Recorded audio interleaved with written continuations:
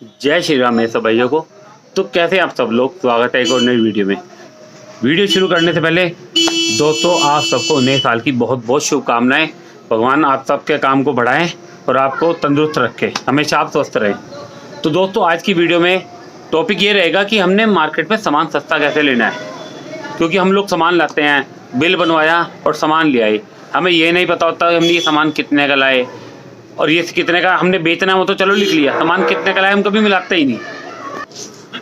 और हमें सामान सस्ता लेना कैसे है मार्केट में, सबसे बड़ी दिक्कत है कि हमें कई बार सामान सस्ता नहीं मिलता। मतलब हमें पता ही नहीं होता कि हमने करना क्या है। सामान जो उसने दे दिया वो रेट उसका, उस पर विश्वास कर लिया, हाँ यार ये रेट अपना होगा, ये रेट आता होगा।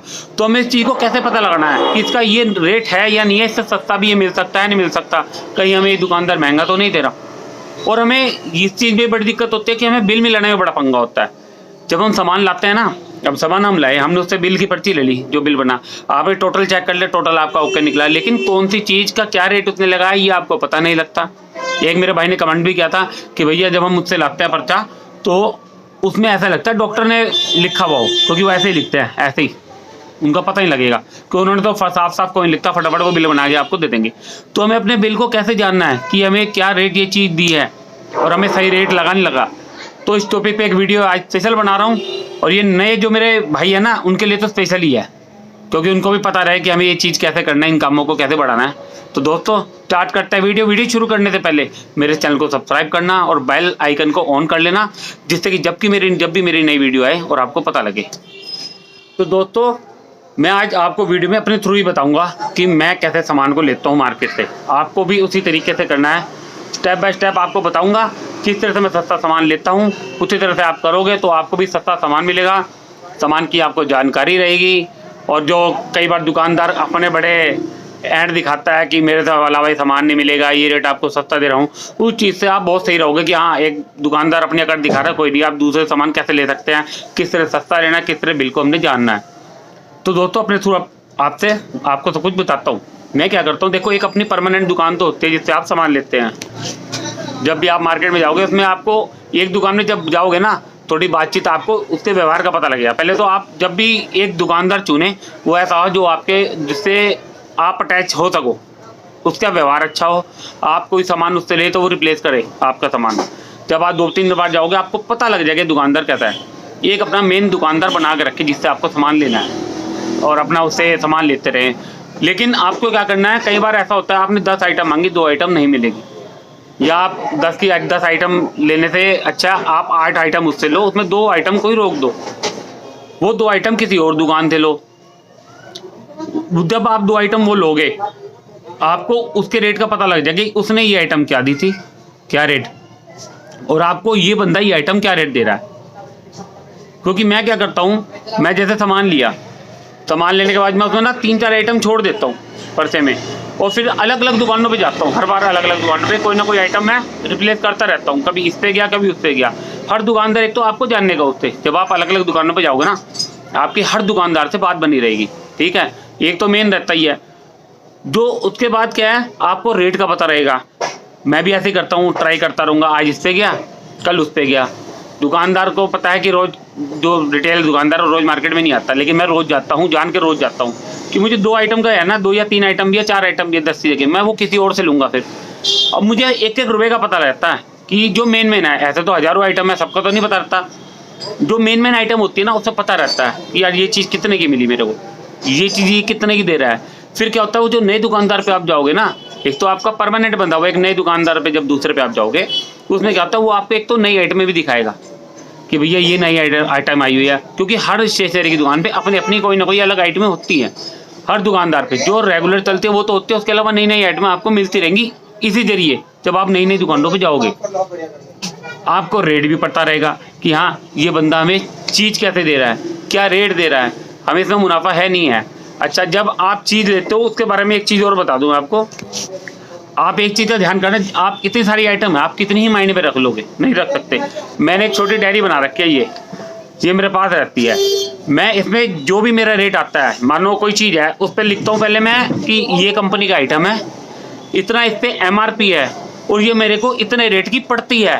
क्योंकि आप सपोज करो एक सेलो टेप है बड़े वाली 2 इंची की, आप 30 रुपये की सेल कर, वो जो 30 रुपये सेल की है, अब जितने एक लेनी है वो तो 30 रुपये की लेके चला जाएगा, लेकिन कई बंदे आते हैं भैया हमें 6 पीस चाहिए, कितने की पड़ेगी, आप क्या रेट दोगे कम से कम। अब आपको ये तो पता है कि 30 रुपये की आपने बेचनी है, आपको ये नहीं पता कि वो आपको कितने की आई है, जिससे कि आप उसे कम रेट लगा सके। इसलिए डायरी बना के रखता हूँ मैं हमेशा, ये इस पर जो मेन आइटम है मैं इसमें लिख के रखता हूँ, और उस हिसाब से मैं उसको रेट बता देता हूँ कि हाँ भैया ये आपको मैं इतने की दे पाऊँगा। क्योंकि हमें क्या है, हमें हर चीज़ को ना जो इकट्ठी जो भी लेगा वो कंसेशन पे लेगा, वो आपसे उस रेट पे नहीं लेगा जो रेट होते हैं। पेन का होता है, अब कई बार कहता है भैया 10 पेन ये कितने के पड़ेंगे, आप 10 रुपये का एक दे रहे हो, ये 10 कितने के दोगे। अब कई पेन होते हैं, ऐसा भी है जो पेन आपको 80 रुपये का पड़ा हुआ, ऐसा भी है जो 75 का पड़ा, ऐसा है जो 60 का पड़ा हुआ, ऐसा है जो 70 का पड़ा हुआ, सब अलग अलग रेट होते हैं। तो आपको उस हिसाब से ही उसको बताना पड़ेगा। कई बार 10 पेन वाले भी मांगते हैं कि हमें क्या कंसेशन आप दोगे।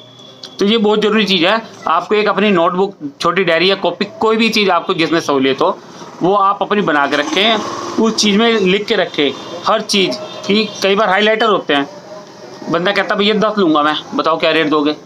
अब सिंगल आप कोई 20 का बेचता है, कोई 25 का बेचता है, अब आपने 10 के क्या रेट देना है, आपको उसे कम रेट में जितना दोगे क्योंकि कस्टमर दोबारा भी आएगा आपके पास। जब आप कम रेट दोगे ना, कस्टमर दोबारा आपके पास आएगा, वो पता है कि हाँ भैया ये सही रेट दे रहा है। तो इसलिए चीज़ें बहुत ज़रूरी है इस तरह की एक नोटबुक बनानी, जिससे कि आपको एक तो उससे मार्केट की जानकारी रहेगी कि आप इतने MRP वाली चीज़ कितने की ले रहे हो। क्योंकि कई बार आप इस पर लिख दोगे कि ये चीज़ इतने की आ रही है, लेकिन आप MRP नहीं लिखते, क्योंकि MRP चेंज होता रहता है, आपको पता है। ऊपर से कंपनी का नाम, चाहे वो लोकल कंपनी है चाहे कोई सी भी है, उस कंपनी का नाम जरूर लिखे और नोट करके उसे अपने पास रखे, चाहे गले में रखे, चाहे बैग में रखे, जेब में रखे, जैसे आपको सहूलियत हो तभी रखे, उसमें आपको सबसे बढ़िया रहेगा।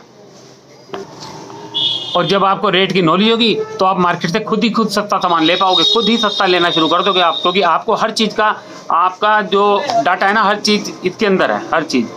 तो आपको हर चीज़ की नॉलेज रहेगी। अब आप कोई कस्टमर, कोई पेन आपको 40 का मिल रहा है, मान लो महंगा वाला पेन, आपको लगा रहा है 41 रुपये, और आप डायरी में देखते हो कि हाँ भैया 41 है, मेरे को तो 40 का मिला, आप उसे कह पाओगे भैया 40 का तो मैं लेता ही हूँ।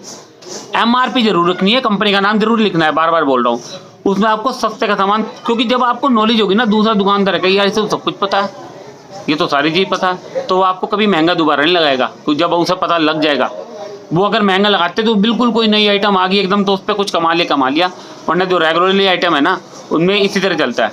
आपको बस MRP, कंपनी का नाम, ये चीज़ लिख के रखनी है, जिससे कि आपके ना दिमाग में कितना ही रख लोगे इस चीज़ में, सब कुछ आपकी एक तरह का बिजनेस इससे चलेगा। फिर आपको सस्ता सामान इसकी वजह से मिलेगा जब डाटा इसमें नोट होगा आपका। और अगली बात, आपको बिल कैसे चेक करना, सबसे बड़ी बात होती है बिल चेक करना। आप बड़े परेशान होते हो इस चीज़ में, मैं भी होता था, लेकिन इसकी एक मैंने ही इसका एक वो निकाला रिजल्ट, मतलब किस तरह इसको मैंने सोल्यूशन निकाला था ने कि किस तरह मैंने सस्ता लेना, मैंने खुद ही दिमाग लड़ा दिया था इससे।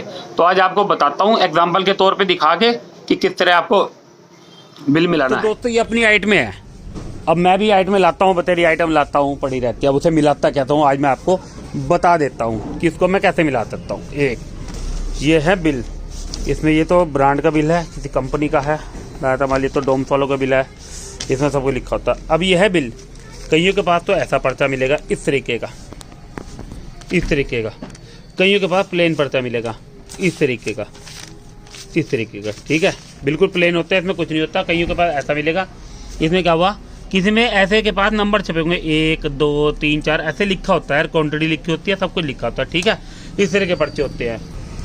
अब मैं क्या करता हूँ और आपको भी क्या करना है, आइंदा से आप जब भी सामान लाओ, एक अपने पास हमेशा एक मार्कर रखो या पेन रखो जो आपको, जिसमें लिखने में आसानी हो, permanent marker, white board marker, जो भी हो सही, आप अपने पास रखें।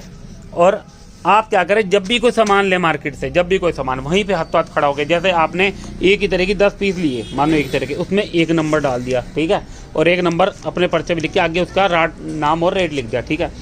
फिर वो 2 नंबर आपने डाल दिया, उसे भाई 2 नंबर का भी ये सामान है, आप थैले में डालते रहो। कहने का मतलब आपने सामान रखा, बिल तो वही लिख बनाएगा मालिक, आप तो नहीं बनाओगे। आप उसे कहो भैया मैं सामान थैले में रख रहा हूँ, और आप लिखते जाओ बिल पे, और उसे कहना आप सीरियल वाइज लिखना, 1 नंबर 2 नंबर जो मैं बोलता रहूँगा। आप सामान पे डालो 1 नंबर, थैले में डालो वो लिख लेगा, फिर आप 2 नंबर डालो अगली चीज़ पे, अगले ब्रांड पे, कहना मतलब जो 10 पीस लिए वो 1 नंबर एक ही पीस पे डालना है। फिर दूसरी चीज़ 2 number 3 number 4 number, serial wise आपको नंबर डालने हैं। अब आप सामान लाओगे, उसमें क्या होगा, आप सामान लिया है, उसमें क्या होगा, आपने थैले में से निकाल के सामान मिलाना है। अब जैसे ये दिल्ली से आइटम आई थी, ये लिखा है 77 नंबर, मतलब जो बिल में 77 नंबर की आइटम थी वो मुझे क्या रेट पड़ी है, मुझे बिल में आराम से पता लग जाएगा। चाहे मैंने 10 पीस खरीदना है, चाहे मैंने मैं अगर लाख रुपए का सामान क्यों ना खरीदना हो, आप जितना मर्जी सामान लाओ, आपको इस तरह जब सीरियल वाइज नंबर डालोगे ना, एक से लेकर जहाँ भी आपकी आइटम है उसके आगे रेट लिखते रहोगे, आपको उसमें ये जानने की जरूरत नहीं है कि वो क्या आइटम है, उसमें लिखने की जरूरत नहीं है वो क्या आइटम है। आपको वो आइटम नंबर के थ्रू से आपको पता लग जाएगी कि ये आइटम है और मुझे ये क्या रेट पड़ी है। क्योंकि मैं जब दिल्ली गया था मैं बड़ा परेशान होता कैसे मिलाऊंगा, तो मैं खुद ही दिमाग लड़ा बैठ के, मैंने कहा भैया एक काम करो, आप इसमें बिल बनाओ और मैं सीरियल वाइज नंबर डाल लूँगा। वो कह रहा कैसे, मैंने कहा भैया जैसे जो भी आइटम होगी मैं खरीदूंगा नंबर के हिसाब से डालूंगा, मैं एक नंबर लिखूंगा तो उस एक नंबर की आइटम आप लिख के नाम उस पर आगे रेट लगा दे रहा। कह रहा भैया बढ़िया बात है, आराम से मिलाओगे। तो ये चीज़ सबसे बढ़िया है, इस तरह नंबर वाइज आप हर बार जब लाओगे तो आपको रेट का पता रहेगा कि क्या रेट लगी है, क्या रेट मेरे को सामान मिला है। कई बार बिल से बड़ा पंगा बैठता है। उस दिन मैं एक आइटम लाया था यहाँ पे लगी हुई थी, वो 30 की थी, उसने एक जीरो डाल दिया उसमें। मैं उस टाइम तो पैसे दे आया, बाद में आके चेक किया 270 रुपये फालतू गए थे। तो इसमें क्या फालतू पैसे भी आपके बचेंगे, नुकसान से भी आप बचोगे। तो दोस्तों जिस तरह से मैं बोलता हूँ कि आप सामान लीजिए उसी तरीके से आप सामान लीजिए, उसी तरीके से बिल बनवाइए जिस तरीके से मैं आपको बोल रहा हूँ। और मार्केट में थोड़ा सर्च कीजिए, घूमिए, अलग अलग दुकानों पे जाइए, आपको पता लगेगा कि आप क्या रेट किस तरीके से ले रहे हैं, क्या रेट आपको चीज़ मिल रही है, क्या रेट वो बिक रही है, मार्केट में नई आइटम क्या आई है, आपको ये भी पता लगेगा। क्योंकि आप जब अलग अलग दुकानों पर जाओगे ना, हर पे कोई ना कोई अलग अलग सामान मिलेगा। चाहे 100 दुकानों 100 पे अलग अलग कोई ना कोई आइटम मिलती है। हर कोई अलग अलग मार्केट से भी सामान लाता है। जैसे हम रिटेलर जाते हैं ना सामान लेने अलग अलग, ऐसे होलसेलर भी जाते हैं दिल्ली में अलग अलग धक्के खाने, उन्हें भी धक्के खा खा के सामान मिलता है, उन्हें भी ऐसे रेट ट्राई करने पड़ते हैं। इसी तरह हमें रेट ट्राई करने पड़ेंगे, क्योंकि अगर हम एक ही जगह से सामान लेते रहेंगे तो वो जो मर्जी रेट लगाता रहेगा, आपको मार्केट की जानकारी नहीं होगी आपको कि क्या रेट मार्केट में चल रहा है। क्योंकि वो उसे पता होगा आप ले ही उसी से सारा सामान।